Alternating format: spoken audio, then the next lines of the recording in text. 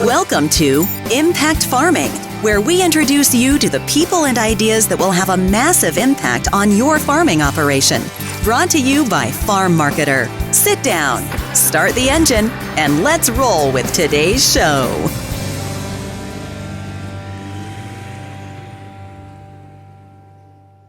Hello, everybody, and welcome back to another episode of the Impact Farming Show.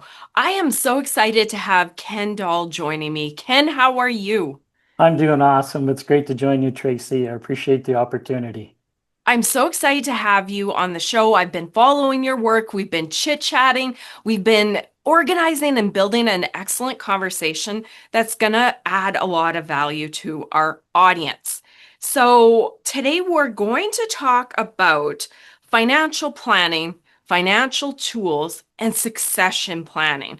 I know this is something near and dear to your heart, Ken. We spend a lot of time on the show talking about it because it's so important. So we are going to go deeper into the financial end than many of the other episodes. So this is going to be a very unique conversation. So you in the audience, buckle up. Ken, are you ready?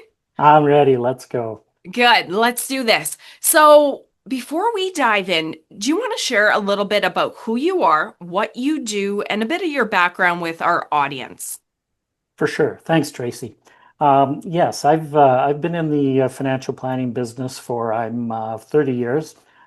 Yes, I started when I was 8, but I've been doing this for a long time. I spent the majority of those years working as a traditional insurance and investment advisor with a book of business clients, helping them build their wealth, and so that's mostly what I've done. But 8 years ago, I discovered that there was a void in our business in terms of financial planning. There's a lot of people that call themselves financial planners, but they don't actually build a financial plan, a roadmap or a blueprint or whatever you want to call it.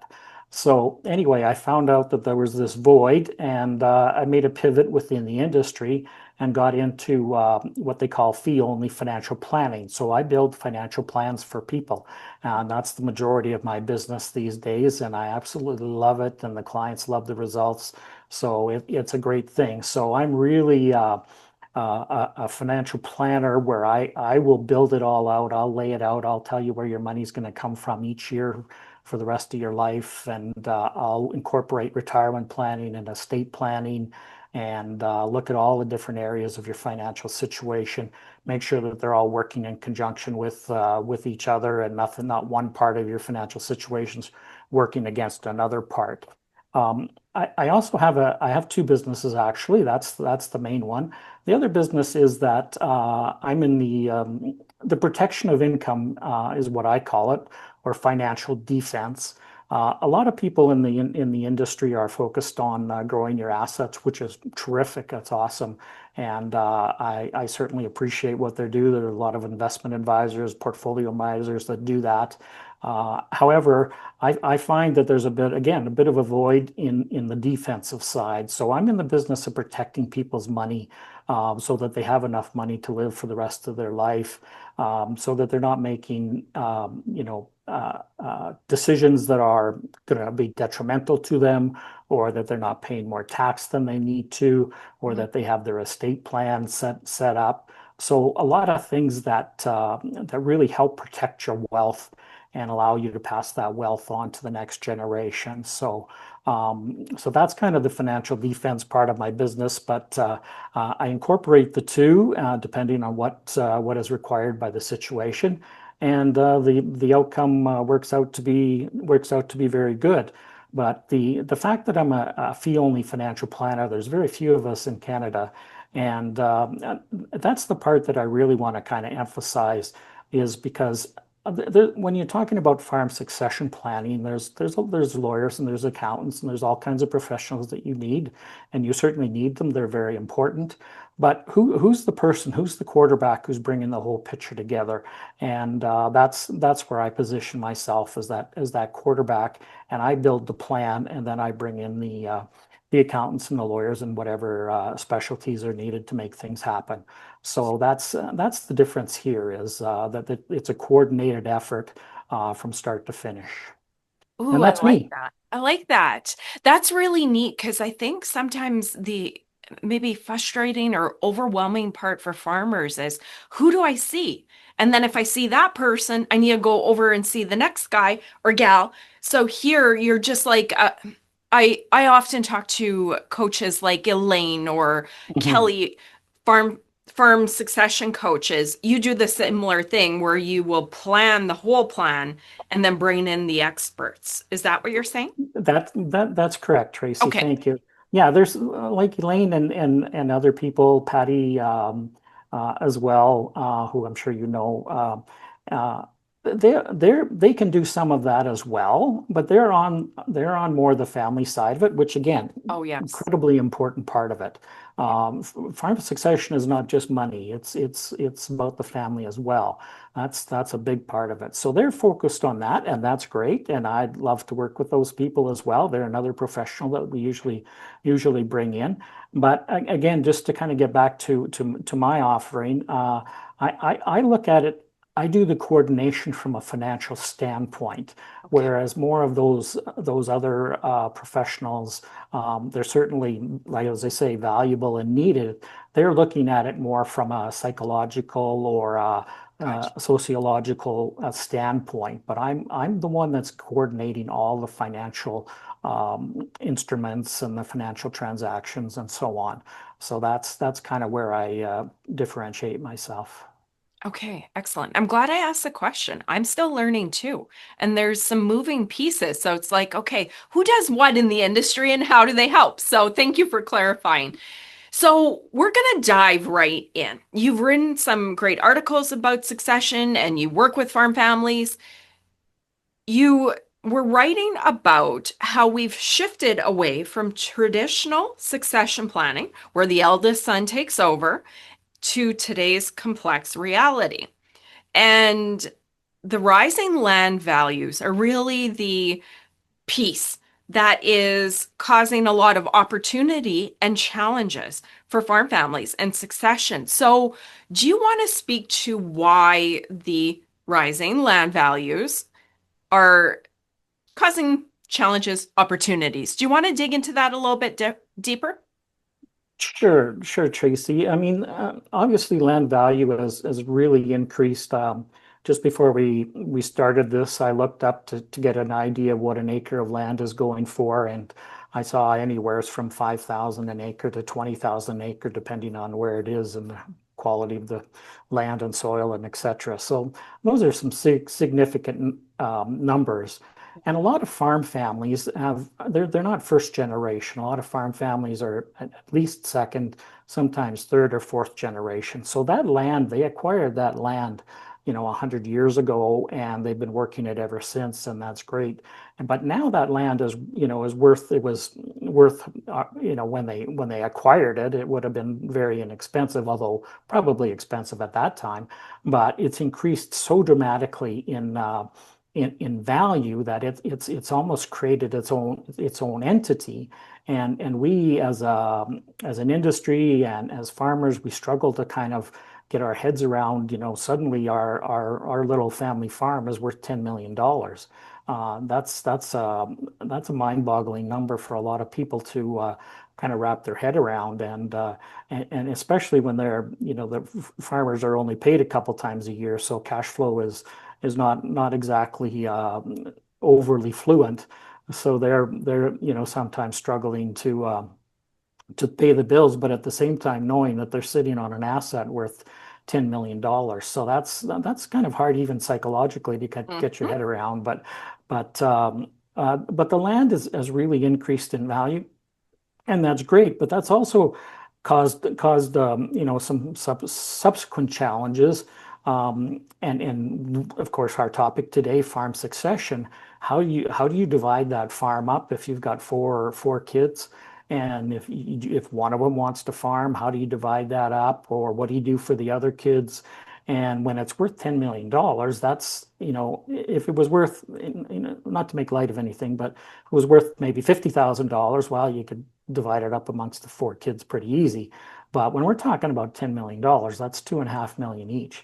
that's significant dollars. That gets people's attention, and that's the amount of money. The more money, the more complexity is, I guess, what I'm trying to say, and the more planning that is needed to deal with that, not only from a financial standpoint, but also from the farm family standpoint. We don't want the siblings to be arguing with each other or fighting over anything like that. So this increase in land values is really, again, on the one hand, it's great to have $10 million of land. There's no question about that. But it also creates its own challenges that maybe in the past we didn't have to deal with. But today, those challenges are a reality, and that's quite frankly why you and I are having this conversation: is how do farmers deal with these challenges of land prices being that high? And I had one guest say very nicely, very accurately. They said the generation previously, they didn't care about the farm. If there was a farm child, they're like, have at her. We're going to the big city. We're going to strike gold. The corporate rush to the city. Everybody was headed there for all the opportunity. Land wasn't worth, they probably didn't like the farm or just didn't have that attachment, didn't want to work it. Now it's different. So exactly like you said, we're having to have these conversations and find solutions to try and make everybody happy. And here's one of the things that I'm like fixated on. We want the farm to continue on. If we want the farm to continue on, how do we take care of fair and equal and the retiring parents while making sure we have a viable farm left? That I'm obsessed about that because we need some solutions for all the farm families out there going, wait a minute, this is big, this is confusing. I don't know what to do. I don't know what to say. I'm going to do nothing because I'm overwhelmed, right? So Exactly. yeah, isn't it? So I'm just so excited to have these conversations and just dig in deep. I'm going to build off of what you just said. You talk about farmers being cash poor and asset rich. So this becomes a big financial challenge because also, if people don't understand the working and the cash flow and the income and expenses, people think there's a lot of money there in the farm, right? There's Hmm. a lot of net worth, there's a lot of land value, but we're cash poor, asset rich. Do you want to touch on that? And again, how that makes it a little more complicated for farming? For sure. Yeah, I mean, that's a phrase that's been around for a long time, or another one is cash flow is king, and Mm, it's important. But what a lot of people, especially non-farmers, have don't really understand, or in fairness to them, don't really need to think about, but is farmers don't get paid every month or every 2 weeks like most people do traditionally. They get paid once or twice a year. And they need to stretch that payday, until the next payday, whether it's 6 months later or a year later.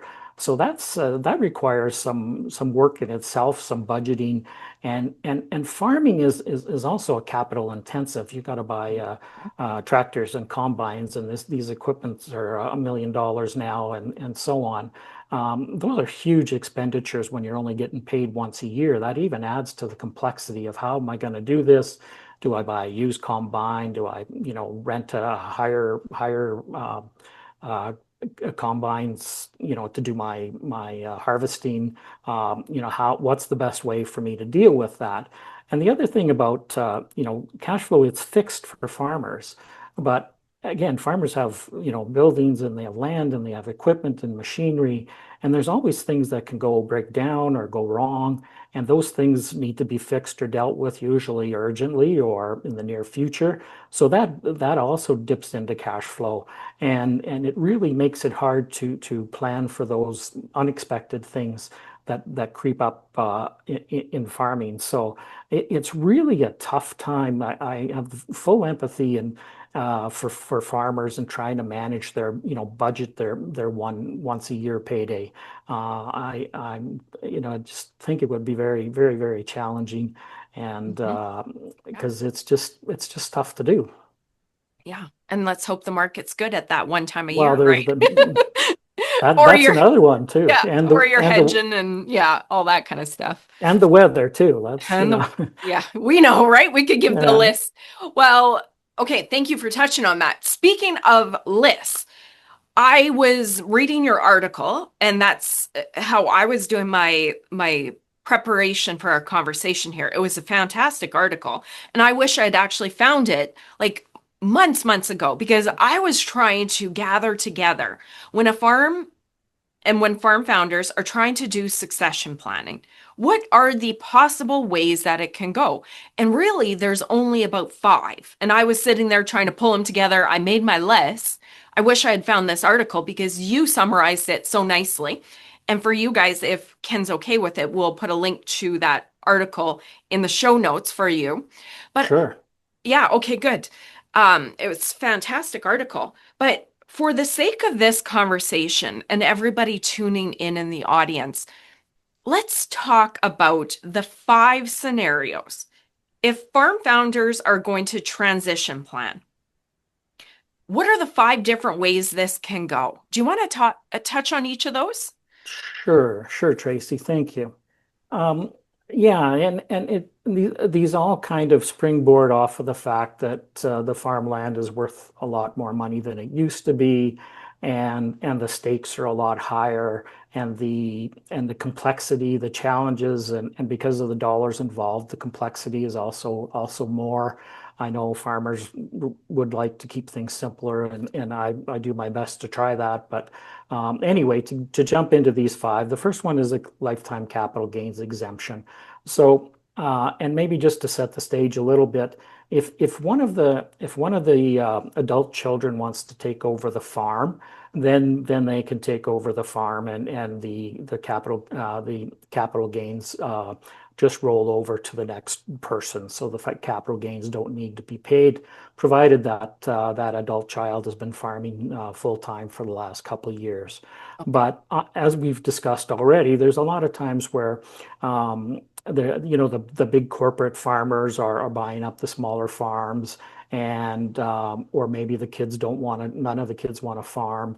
So then we got to sell a farm, and that's where these five come in. One is the lifetime capital gains exemption, where you can get up to $1.25 million of capital gains exemption when you sell a farm property. So that's always something you want to make sure. And it's important that that's just not an automatic thing. It's important that you work with your accountant on that, because your farm business needs to be an actual operating company, and there's strict rules as to what defines an operating company. So you've got to work with your accountant, and not the day that you want to sell it. You got to set up your farm business a few years in advance to really maximize the lifetime capital gains exemptions.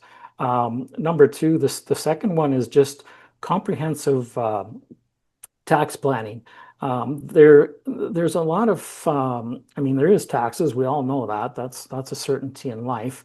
But there's a lot of things that people don't realize about taxes, or they're not sure what they can do with them. And just for, no fault of their own, but just not being aware of them, they don't necessarily take advantage of them. So that's where professional advice on the accounting and the financial planning side comes into.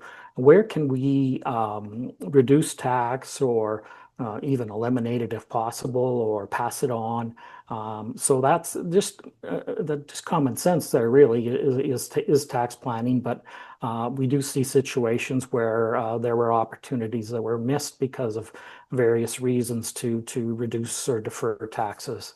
The third one is proper estate and incapacity planning, setting up trusts where possible. We've talked earlier, Tracy, about a farm being worth $10 million, that being significant amount of money, and it's how are you going to manage that? This is essentially, whether it's incorporated or not, this is essentially a large corporation, and you need to have planning in place that if something happens to one of the owners, or if something happens to the mother or the father of the farm family, then that's that could be a big issue. And so you've got to have things set up. You've got to have wills. If one of them passes away, how do they want things to go? Power of attorney is a very important document. If for some reason the parents or one of the parents loses capacity to make financial decisions, then the power of attorney can step in and make those decisions. Whereas if there's no power of attorney, the farm kind of grinds to a halt because there's nobody to make the decisions if the key owner is incapacitated.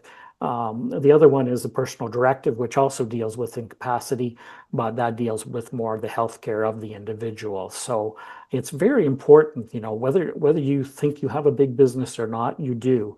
And because of that, it's very important that you have up-to-date wills and up-to-date power of attorney. I deal with a lot of farmers, and I read their wills. And it's great, that they have them, but a lot of them put the wills in place when their kids were born, when their kids were young, and they haven't looked at that will in 20 years. Well, their situation has changed dramatically. Their kids are now adults, so it's really important that they get that updated because unfortunately, estate litigation is a growing field. I've talked to a few estate litigation lawyers. They said they would love to be put out of business, but their business is growing. And if you don't have these estate documents and incapacity documents in place, it's most likely going to end up in court. So that's just that's not just a financial thing. Obviously, it's a huge financial thing, but it's also a family thing. You don't want the kids fighting against each other. Number 4 on the list of 5 is life insurance, and that's just to touch on a kind of a straightforward, simple example to demonstrate this. Say a farmer is worth $1 million and there's 4 children, and one of the adult children wants to take over the farm. Well, that's fine. Then they get the $1 million farm. But then what do you do for the other 3 kids? Well, the answer is you take out a life insurance policy on the parents for $3 million. And then when the parents pass away, the one who wants to farm gets the farm free and clear, no debt. And the other 3 siblings get $1 million each. So everybody has got, a similar amount of equity or value for that farm. And so, you've turned $1 million farm into a $4 million benefit. Of course, there's the cost of the insurance as well to be factored in that, but nonetheless, that's the cheapest way to do that. The other thing in the same example, the farm was worth $1 million. One kid wants to farm it, the other 3 don't. Say they don't have life insurance. Well, what are you going to do? Well, usually what happens is the one child that takes over the farm has to take out a loan for a similar amount for each of the siblings. So the farm is worth $1 million, just to keep the numbers simple. So that farm child takes out a loan for $750,000 to pay $250,000 to each of their siblings. So everybody ends up with a value somewhat equivalent to $250,000. Now, that's going to saddle the farm child with a huge debt on top of everything else, equipment and machinery, and farming is already a challenging. We've talked about the cash flow, and if you add another $750,000 debt on top of that, that's gonna possibly impact the survival of that farm. So the insurance is just the most efficient way to manage that. Okay. I love it. Thank you for doing an overview. And you touched on this, and I wanted to just shine a light on the comment you said and then expand on it a little bit. As farmers, we're out here. I'm sitting on my farmland right now, and you have land and you have buildings. And it's really kind of boots on the ground. You don't quite think like the fancy Rolls Royce. Like that's not the reality for most farmers, right? It's just very boots on the ground. Our land, our net worth is tied up in the land. So we tend not to think about ourselves in the upper limits of the wealth categories, right? So Right. you don't think of all these financial planning tools. You don't necessarily think about all the tax and all that planning, like if you were a life insurance business, right? Like people think different in the farming world, and we don't realize how many tools there are to help us and how many things we should be thinking of. I love that you reviewed each of those financial management tools, financial planning tools. So I want to list the different ways that founders can, the different things that founders have to think about, and then kind of call out what tool might work there, or you can, and then we'll go a deeper dive into insurance and financial planning. If you're okay with that, do you want to go That deeper? work sounds great, Tracy. Yep, go ahead. Okay, so I'm a farm founder. Anthony and I, let's say we have children and we are at that point and we're getting ready to either sell the farm or pass it on. So let's say scenario number one, none of the kids want to take it over. So we said, okay, we're going to sell the farm and divide it up. So there's going to be some tax planning because that's some big dollars that are going to be moved to individuals that aren't farmers and they don't have capital exemption. Oh, I'm saying it wrong. So Okay. let's put a pin in that. I don't know what the best flow here. Actually, why don't I say my piece and then you can touch on it if you want. So I'm selling the farm. We're divvying it all up to all the children, fair and equal. What do I need to be thinking about? Well, fair, first of all, fair and equal is really hard to do. We all strive for it, but at the end of the day, it's a challenge to do. Yeah. I think underpinning all of this, and you kind of touched on it, farmers don't think of themselves as wealthy people or as Rolls-Royce type people, and they're not. They're salt of the earth, hardworking people who get up early and work 18 hours a day and don't complain, and that's their life, and they love that, and thank God we have them doing that, so that we can eat. So that's very important. It's not their normally what they think about.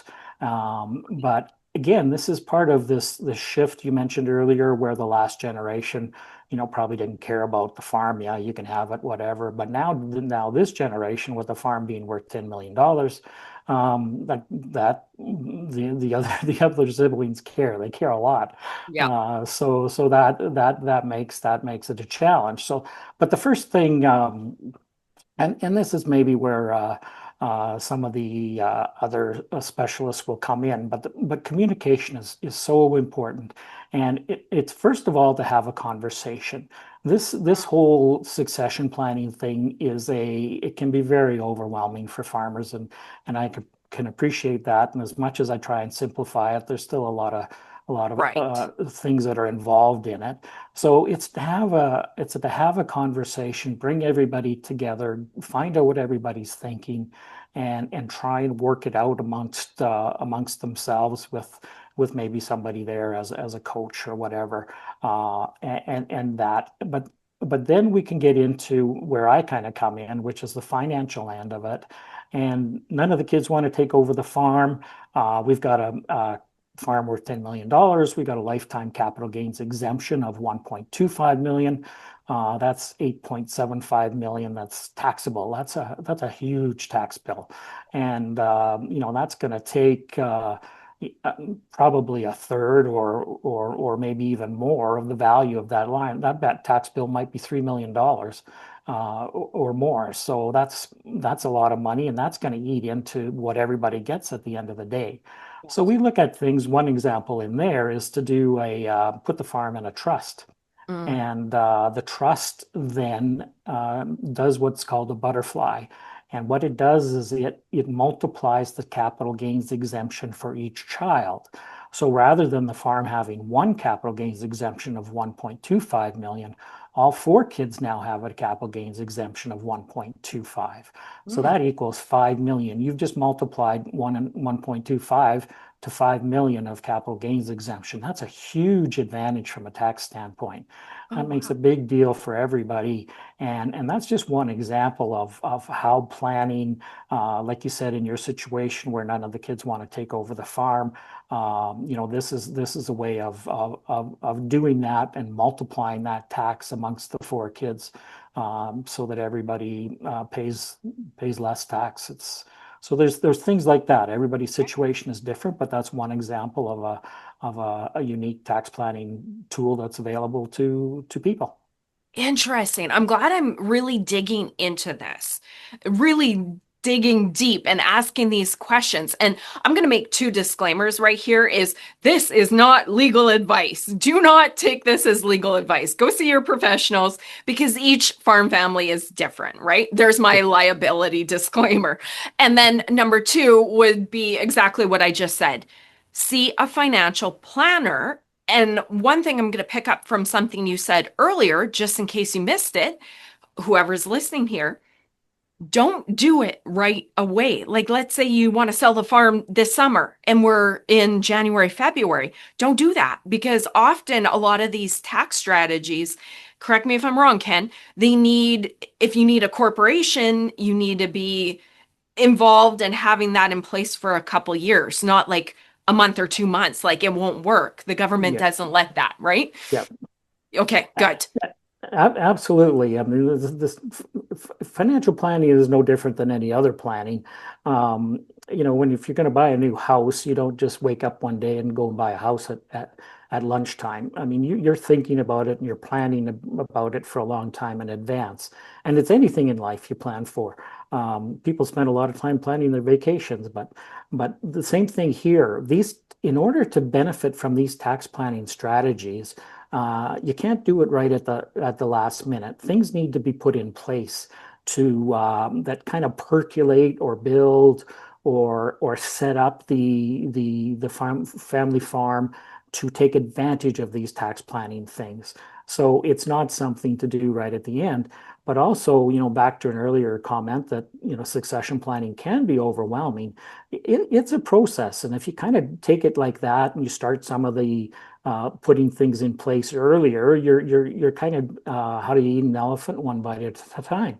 So you're just starting earlier and you're doing a little bit here and a little bit here rather than being overwhelmed with suddenly this whole big thing to take care of. And then by the time the time comes where the succession needs to take place, you've got a lot of the tools and machinery or whatever you want to call it in place to take advantage of the tax and have things go smoothly. So absolutely.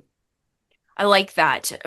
It's not quick and the government makes sure we're not doing stuff like that. But also, Ken, it's just we don't know when our time is. And if we're kicking the can down the road and then all of a sudden farm founder mom or dad passes away and there's no planning, well, you're getting to the point where it's getting close to too late or too late. I mean, if there one's still remaining, that's okay, but just time is of the essence and you have more opportunities, right? Well, more opportunities to, succession planning is making things happen the way you want to have happen. And I've always used this kind of in life insurance, and maybe it's an oversimplification, but when people have young children at home and they want to go out for an evening or something like that, they hire a babysitter. And they put a note on the fridge, saying this couple instructions or whatever. And they're going out for the evening, and that's fine. But when somebody passes away, this is what your will is. You're putting a note on the freezer or the fridge as to what you want to have happen, but you're never coming back again. So that's really important to have that laid out and plan for that as soon as like everybody should have an up-to-date will, no matter what, and of course the power of attorney and personal directive that go along with it. Those are very important things because, as you say, Tracy, we just never know when it's going to be our turn, and if we're prepared, that's great. And if we're not prepared, the price is higher. You'll end up paying more tax. Your kids will probably end up arguing over things. You may have to pay lawyers. So, I don't want to, kind of position it the wrong way, but everybody has a succession plan. Whether you do one or not, there's one there. And the one that you don't do is the most expensive one. So it's important. And I just want to see people pay less tax and keep their kids talking to each other. Pay less tax, keep the kids talking, and keep the farm going. I am so obsessed about the three because I want the farm to continue on for people that Right. have farms to pass on. And just a magical little mix of knowledge and tools we have available to make sure that everything is taken care of, but we need to plan in advance. I'm going to go to another scenario. So the first one I gave you is we're selling the farm. We're done. Nobody wants to take over. We're going to go see an expert. You guys are going to help us plan to mitigate tax. Everybody's going to get their share. Number two option that we can do as farm founders. Let's say we have 3 kids, one's farming, and you'll correct me on this. We decide that everything's going to go to Sally Sue, the farm child that farms, and the heck with the other 2. I don't think a lot of people realize, but estate litigation is a huge thing, right? You can't do that. Or you can, but your estate can be sued. Yeah, you're setting things up for a major fight in the courts after the parents are gone. As I mentioned, and you said aptly early on that the last generation probably didn't care about the farm that much, but now that it's worth $10 million, you can't let that one. Sorry, what was her name again? Sally Sue Joe, what did I name her? Sally Sue.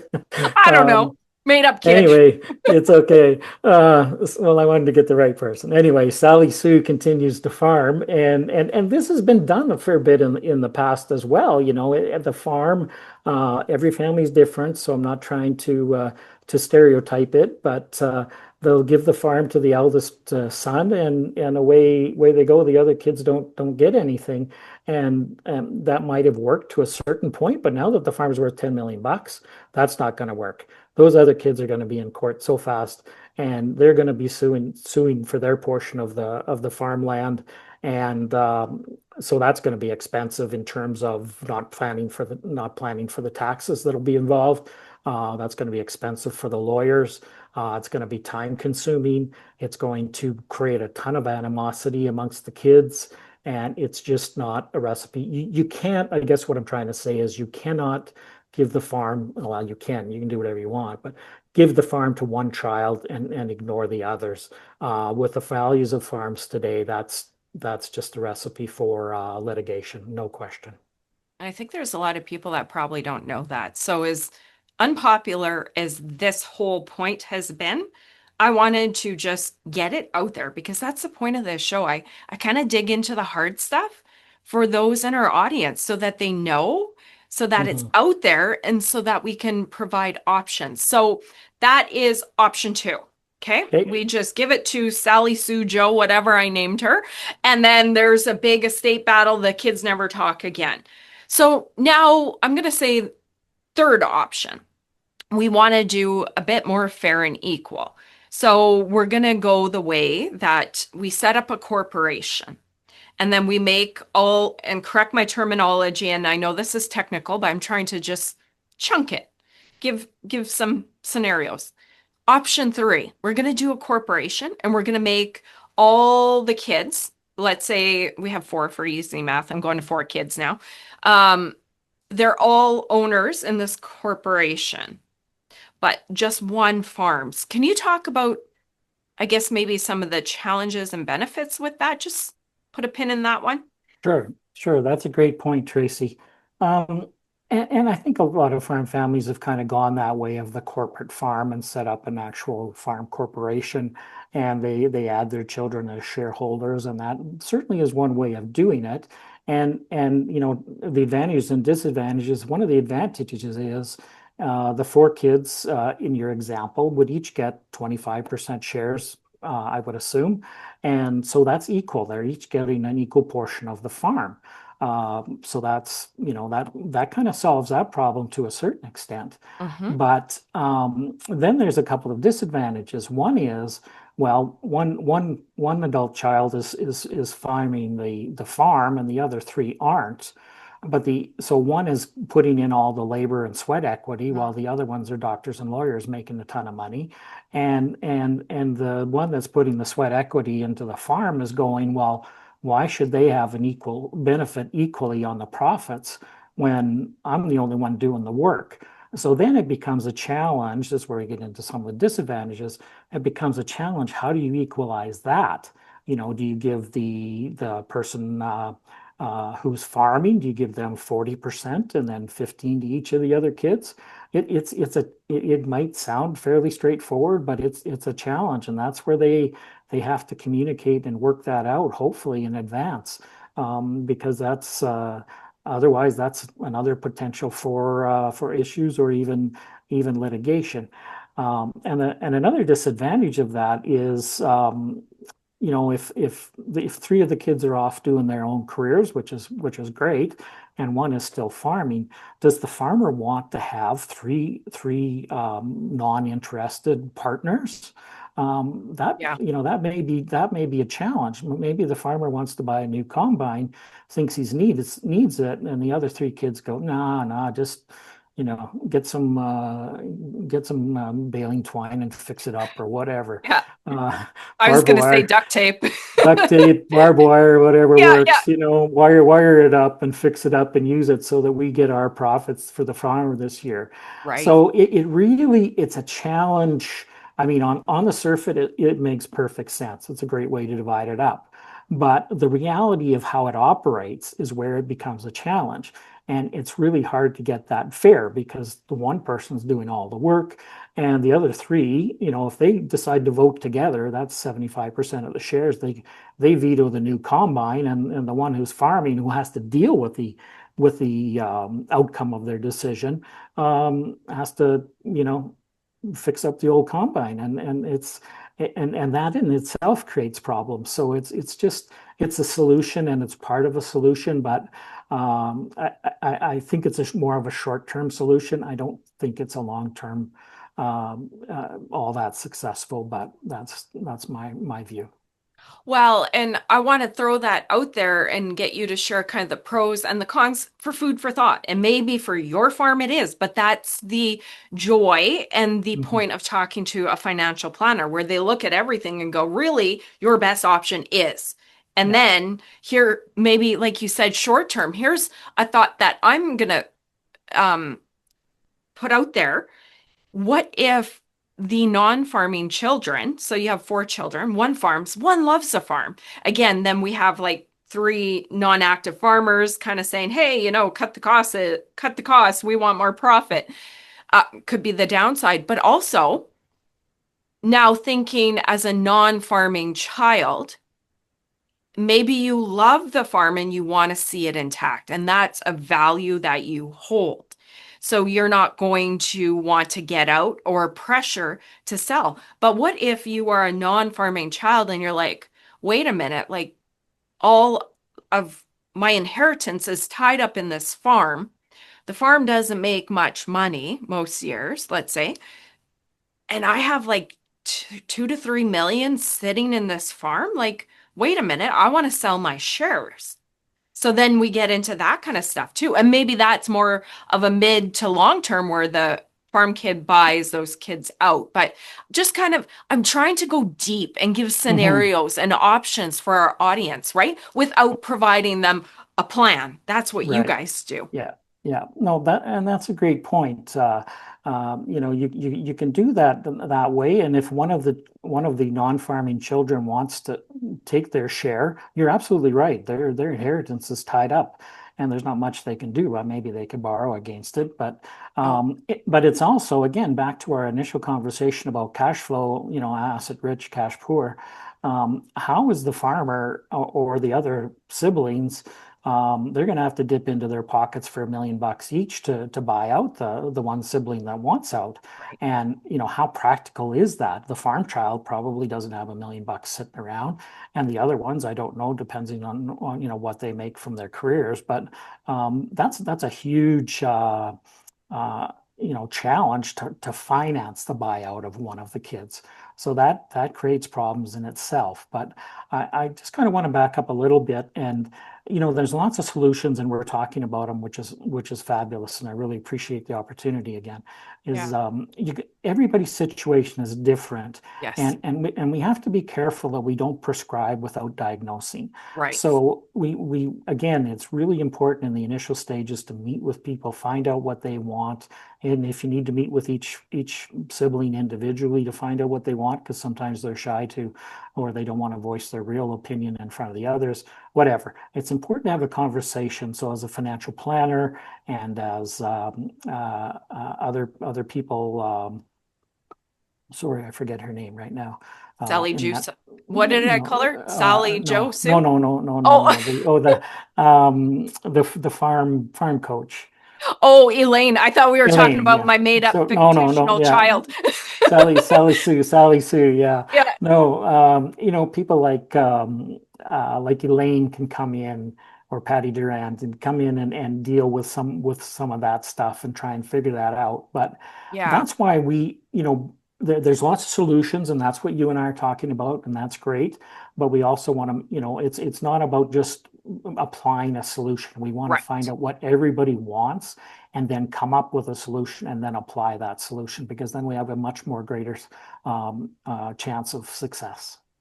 Ken, I love that. And I'm glad you said that and made that disclaimer. And I think I put one up at the beginning. I'll probably do one at the end. It's important we talk to the professionals. But one of the things I'm concerned about as I kind of feel like an investigator. I'm trying Okay. to speak to the experts and pull out some options because Mhm.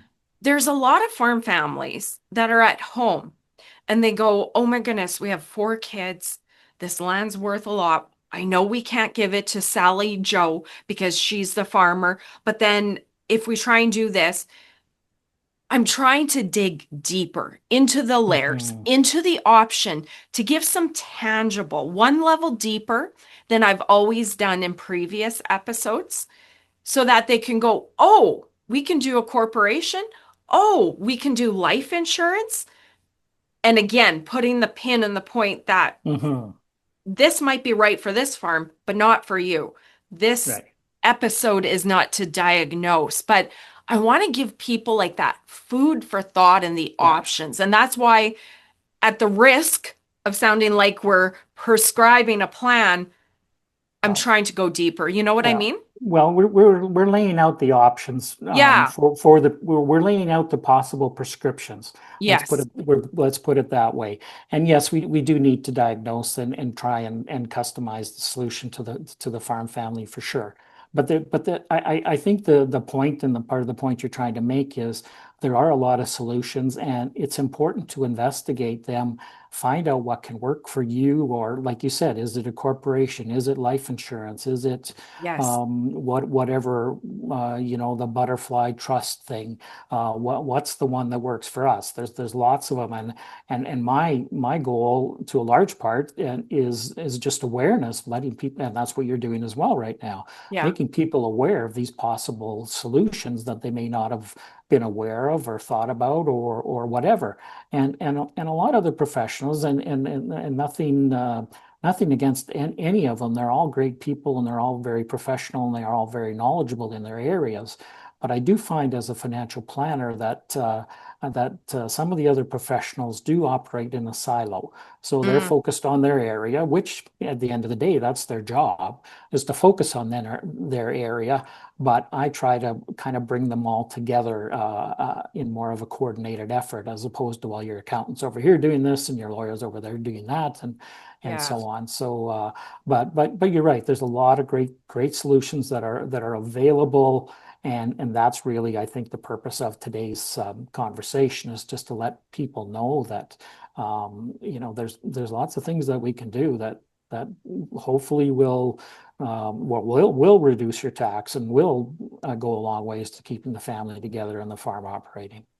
Yeah, I think so. And that's kind of why where I have those deeper, maybe more uncomfortable conversations where I'm going deeper, right? And learning more uh, on my end Hmm. is because I think when farm founders realize that there's options, and if they just even hear and go, "Oh, okay. You mean we don't have to be paralyzed because I didn't know what to do." Right? So now Right. that's why I wanted to go deeper. And I think, and I'll say it here, and I've probably said it before, I avoided the conversations up until now. I will be honest, guys. I'm honest as always. I avoided the conversations about life insurance and estate planning because sometimes I even find they might seem a little bit complicated. But I think this is incredibly important. And the level of awareness about these tools in the agriculture industry at large is somewhere we need to go, because with the values being that big and with the societal norms being let's treat all kids equally, we need solutions that weren't really at the forefront before. They were there, Mhm. but we didn't They think were about there. them. So to me, Ken, the last one I wanted to touch on, I've had a couple episodes already about life insurance, and I was uncomfortable starting those, and I waited this long, but I think it's important. So let's say myself and Anthony, we have a farm and we have four kids again, and they're fairly young. Let's call them in their teens, somewhere in there. Okay. We're younger. If we, I mean, as a financial planning tool, life insurance is great because then there's a death benefit there for our kids no matter what happens. So that's worth looking at on its own. But if we're Mhm. looking at this and we're going, okay, we have four kids and I want to treat them fair and equal, air quotes for those tuning into the podcast. And I have a feeling one or two are going to farm, something like that. Everybody's young yet. I want to start planning right now. This is where life insurance comes in. And you said it earlier. It's so that we can help keep the farm and the land and the assets intact to give to that child that wants to carry that on, if that's important to us and them. But then to try and compensate for the other children, we have the life insurance benefit. That's where I am finally dipping my toes into the life insurance conversation because I think it's so important now more than Mhm. ever, right? Yeah, that's a great point, Tracy. And life insurance is probably the most effective of all those tools in terms of trying to accomplish the fair and equal. It's just really kind of set for that. But life insurance gets a bad rap, and a lot of people think of life insurance as insurance. And I know what I'm about to say doesn't make sense, but and it is insurance at the end of the day, Yeah. absolutely. But what people don't realize about life insurance is it is a very flexible financial instrument. It can save you tax. It can save you tax while you're alive. Okay. There's all kinds of benefits. It's a great way to transition money to the next generation. It's a great way to equalize the farm estate. It's a very sophisticated financial planning tool. And people are sometimes dismissive towards life insurance because, oh, it's life insurance. I got to die to get the benefit. And, some of that, well, that is true. But again, they're looking at the short part, not what life insurance can do for you. It is an incredible. I've been in this business, as I mentioned, for 30 years. It is one of the most powerful financial planning tools out there that we have. And I'm very proud to, talk about it and mention it and share that information with people and how it can help them. And because I've just seen it time and time again, how good it is. So, don't try not to be too close to the idea.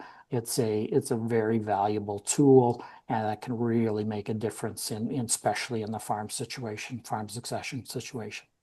Yeah, I love it. That's why I'm going there now. It's like, okay, Tracy, rip the band-aid off. And there's nothing wrong with it. But I think, I'll be honest, as always, the natural inclination of the human being, especially when we are busy, we are overwhelmed, we have lots of costs as business owners.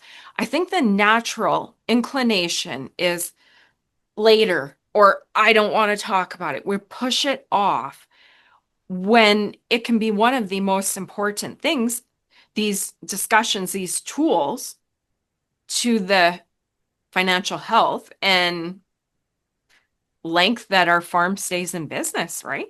Well, and it gets back to kind of the financial planning, but we don't know when our time is up. And yes, I think it's kind of human nature for us to kind of bury our heads in the sand when it comes to, planning our death. We don't want to think about that, and I totally appreciate that. However, life insurance, your will, your power of attorney, and starting some of these tax strategies that need to be started and advanced is just so important and so valuable. I hope everybody lives a long, healthy, and productive life, but we all know examples of something happens that I could be hit by a bus tomorrow and that's it. And if you put off some of that stuff, I'm not trying to be alarmist at all, but if you put it off and then something happens, it's not there, and then the problems arise.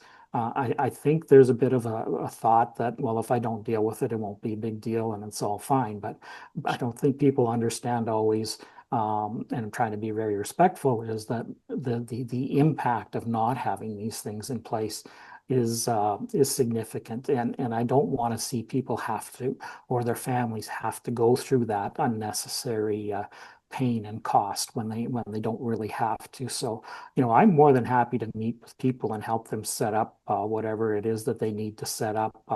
I'm not a lawyer, so I can't draft a will, but I can certainly know lots of lawyers. Whatever expertise they need, I can send them to get things initiated so that when the time comes, they're prepared for it. I like it. And I'm going to state the obvious. I assume the younger, the better. Absolutely. Can I ask the next question? And I know it's going to be a depends, but I assume there's an age where it doesn't make sense to try and get a life insurance policy, like 80. This is probably not a tool when you're 80, right? It's not a tool when you're 80, but the life insurance companies, like everything else in society, have advanced quite a bit. Okay. And what we do is, I mean, you don't want to leave it that long. Let's Right. start with that. But most people aren't going to start thinking about this until maybe they're 45. They're not going to be thinking about this at 25. I mean, if they did, that would be great. That's the time to buy the insurance. The younger you are, the Yes. better. However, most people realistically will be looking at this somewhere between 45 and 50, maybe 60, as they're starting to contemplate retirement. Um, but what the insurance companies do is, and you need to be healthy to acquire life insurance, of course, as well. But what we do is, because we need this money not on the death of the first spouse. We need the money on the death of the second spouse. Mm. So that's when the capital gains come due. That's when we want to equalize the estate for the kids and so on. So what the life insurance companies do is you do what's called a joint and last to die policy, where you put both parents are insured on one policy, and the policy doesn't pay out until the second parent dies. But by having both people on the policy, generally only one of them needs to be healthy. So if one is unhealthy and not able to acquire life insurance, we can usually, hopefully, work around that with a joint last to die where the other spouse is healthy. The other thing that the insurance companies do with the joint last and die is, because there's two people on there, they don't have to pay out the death benefit until the second person dies. So that makes the insurance cheaper, because they have a longer period to collect the premiums and so on. Yeah. So they pass that on. Excuse me. So if you have two people buying, say they're both 65, just for simplicity, they're buying a joint last to die policy. Usually the rate for a joint last to die policy is about 10 years younger. So they would be paying the rate of a 55-year-old instead of a 65-year-old. Mm. So the insurance companies have also jumped on the importance of this for estate planning, and tried to make it more affordable and more attainable for people, because it's a very, again, I mean, I know I said it before, but it's a very valuable financial tool. Nice. I'm glad I asked that question. I didn't realize that. I'm learning a lot here, Ken. I love these deep conversations into insurance, financial planning, all these tools that are out there too. And again, I'm like creating these three pillars to succession planning. Make sure the kids chat, make sure, right, that we keep those relationships intact. Yeah. Try and accommodate the fair and equal the best that we can. And then again, my key part is let's keep the family farms running, right? And that involves having a strong financial plan, estate Mhm. plan, succession plan. That's kind of Absolutely. where I see it. And all three, if you don't care about the farm continuing on and you're all selling out, You still got to do a lot of planning. But if you want that farm to continue on, and we say it's as important to us as we say it is, we need to put a plan in place, right? Absolutely. And it's yeah, I mean it's just so important, and we've talked about it in several different angles today. And I'm just a firm believer in it. And I've seen it, you can I know it's stressful for people. I know they don't want to really deal with this, and I totally appreciate that. But at the end of the day, when everything works out the way it should, and the taxes are a lot less, and the kids are happy, and the farm is going on, or the farm was sold in an efficient and financially successful manner, those rewards are huge. It's like anything else in life, if it's worthwhile, it takes some effort, and there's no different in this situation. I love that. I think those were amazing final words of encouragement. I don't know if you want to try and top that. If you have any final parting thoughts, you can share them here. Anything I missed asking you that you want to include, go ahead, and then we'll move to how people can connect with you if they want more information. Sure. Thanks, Tracy. Yeah, I just wanted to mention one thing is the it may not be always clear to everybody what a fee-only financial planner is, and I know I touched on it right off the Mm. start. Um, but I look at all areas of a person's financial situation. I look at their assets, I look at their real estate, I look at their investments, I look at their wills, I look at what they want to do for passing money on to the next generation. I look at their tax considerations now and in the future with the eye to trying to reduce those. Again, I'm on the financial defense side. I want to make sure one of my biggest things is to make sure people have enough money to live out the rest of their life in the lifestyle that they would like to do so. So that's about protecting their money and stretching it out. And so there's a lot of different areas as a planner that I kind of bring together that Mm. I really wanted to just kind of mention as a closing thought. I like that. Thank you for clarifying on that. Because again, not every day do we deal with these professionals. So we're all learning on this beautiful journey of the Impact Farming Show. It's a great show, Tracy. It's a great show. I love it, whether it's about what I'm doing or not. I find it so fascinating and educational. Oh, thank you, Ken. I appreciate that. I love what I do. And I know everybody in the audience, we love the farm. We want the farm to continue. So these conversations are so important. Ken, I'm going to include your contact details in the show notes. Can they reach Mhm. out, email? Do you have a website? We'll put that all. Absolutely, yeah. Put it all on there. I have two websites and two emails. Okay. Again, excuse me. To go with one is for the financial planning, the fee only financial planning. That's called Kenneth Martin Dahl Financial Planner.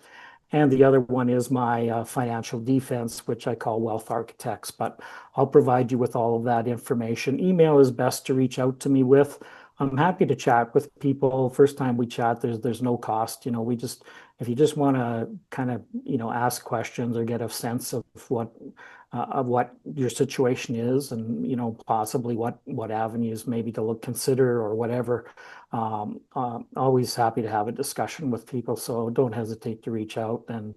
I grew up in small towns, small rural farming towns, and so but my dad also he was a banker, but he also Mm. dealt with he also owned farmland and rented it out as well. So I have a bit of, maybe not as much a strong pull to the farm as actual farm kids, but for me, I consider it to be a huge pull, and I always love when I can get out and put my cowboy boots on and kick the dirt. So that's a fun thing for me too.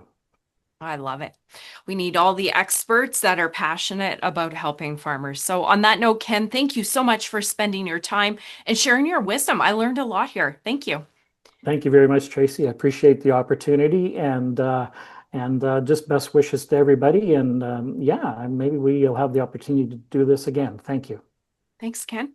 You guys in the audience, if you like this conversation as much as I did, if you learned as much as I did, like it, share it, get it out there, because these are the kind of conversations that farmers need to hear. Thank you, guys. We'll see you next Thank week. you. Bye bye. You've been listening to Impact Farming. For more great episodes and articles designed to help you manage and grow your farming operation, head on over to farmmarketer.com. Don't forget to sign up while you're there. We will see you on the next episode.